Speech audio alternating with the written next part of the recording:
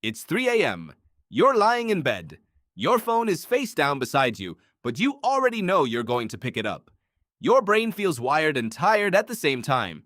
You tell yourself something is wrong with you. But the real answer is far stranger. Your ancestors woke up at 3 a.m. too, almost every night. For most of human history, waking in the middle of the night wasn't a disorder. It was the plan.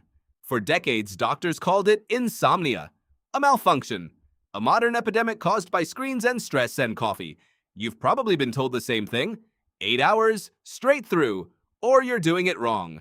But historian Roger Kirch spent years digging through old court records, diaries, and medical texts from before the industrial age, and he found something that quietly rewired how scientists think about sleep.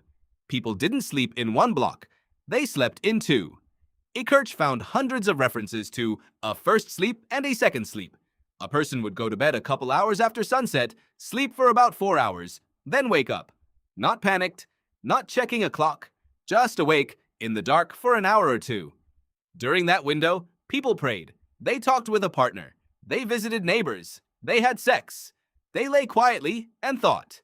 Then, around what we'd now call 1 a.m. or 2 a.m., they drifted back down into a second sleep that carried them to dawn. This wasn't rare. It wasn't a quirk of one village or one century. It shows up in English court depositions, French medical journals, African tribal customs, and South American folklore. Kirch's research suggests this two-part sleep pattern was, for a huge stretch of human history, simply what a normal night looked like. So why does none of this feel normal to you now? Light, or more specifically, the absence of it, and then the sudden, total control you have over it. Before artificial lighting, night was long, really long. In winter at higher latitudes, darkness could stretch 14 hours or more. No human body is built to lie flat and unconscious for 14 straight hours. So the body split the difference. It rested, surfaced, stayed quiet in the dark for a while, then rested again. That gap in the middle wasn't wasted time. Anthropologists believe it may have served a purpose, a period of low alertness, half-awake stillness, sitting right between two REM-heavy sleep cycles. Some researchers have proposed this liminal window was even useful for processing memory and emotion, a kind of built-in overnight reflection built into the architecture of a pre-electric night. Then came the light bulb, and with it, an entirely new relationship between humans and darkness. Harvard sleep researcher Charles Czeisler has spent decades studying how artificial light reshapes the body's internal clock. His research shows that even modest exposure to light in the evening can suppress melatonin, the hormone that signals to your brain that it's time to wind down.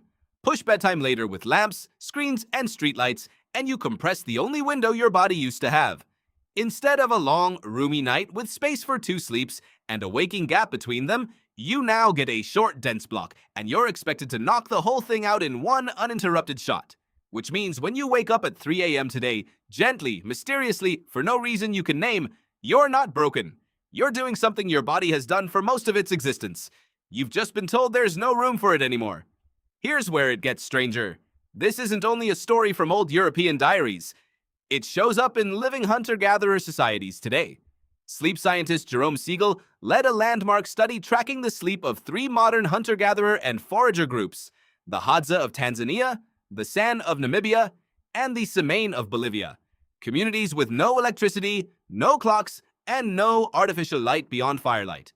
His team expected to find something close to that old 2-sleep pattern. What they actually found surprised almost everyone. These groups didn't nap much, didn't obsess over sleep the way industrialized cultures do, and reported almost no insomnia at all. Their bodies simply cooled, temperature dropped, and sleep arrived. No supplements, no sleep hygiene routines, no anxiety about the 3 a.m. wake-up. Sleep, for them, wasn't a performance to get right. It was just something the body did when conditions were correct. Notice that phrase, when conditions were correct. That's the part modern life quietly removed. Not the biology, the conditions. Your ancestors didn't have better willpower or stronger discipline about sleep. They had darkness that actually got dark, silence that actually stayed quiet. And no glowing rectangle promising one more scroll would make the anxious thoughts stop. Think about what your body still expects, even now. A drop in temperature as night falls. Darkness deepening gradually rather than snapping off at midnight. No bright light hitting the eyes for hours before bed. Your biology hasn't caught up to light bulbs, blue light, or jet lag across time zones. It's still running ancient software, tuned to a world lit only by fire and moonlight. So what did people actually do in that quiet waking hour between first and second sleep? This is where it gets almost tender. Some prayed, using the stillness as a kind of nightly checkpoint with their beliefs. Some had sex, and multiple historians studying the period have noted that many physicians of the era actually recommended the after first sleep window as the best time for conception, believing people were more rested and relaxed than at the frantic start of the night. Some simply lay in the dark and thought. Not scrolled, not worried about tomorrow's meeting. Thought in the loose, associative way minds wander when there's nothing demanding their attention and nowhere to be.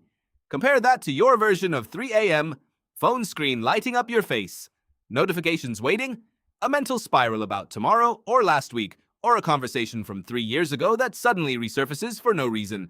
Same biological moment your ancestors experienced for thousands of generations. Completely different response to it. You've inherited the wake-up.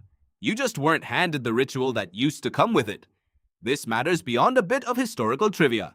Sleep researchers increasingly suspect that treating every middle of the night wake-up as a problem to be fixed, rather than a normal biological event, may itself be part of what fuels chronic insomnia.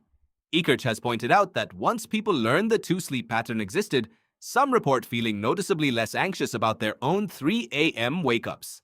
Not because the waking stops, because the story around it changes. It shifts from, something is wrong with me, to this is an old familiar rhythm my body still remembers. There's a modern mirror hiding in all of this, and it's not really about sleep at all. It's about how you've been taught to treat any pause as a malfunction. A quiet moment at work gets filled with a phone check. A silent car ride gets filled with a podcast. A wakeful hour in the dark gets filled with scrolling instead of simply lying there. Somewhere along the way, stillness stopped being allowed to just be stillness. It became a gap that needed patching. Your ancestors didn't have that instinct because they didn't have anything to patch it with. The dark stayed dark. The quiet stayed quiet. And in that low hum of nighttime awareness, they made space, without even trying, for prayer, connection, intimacy, or simply thought. You could try it tonight if the 3 a.m. wake-up finds you again. Not fixing it, not fighting it, not reaching for the phone, just lying there, in the dark, the way your ancestors did for most of human history, and letting the old rhythm run its course. Because it turns out the real answer isn't stranger at all. It's older. It's 3 a.m., and your body isn't malfunctioning. It's remembering.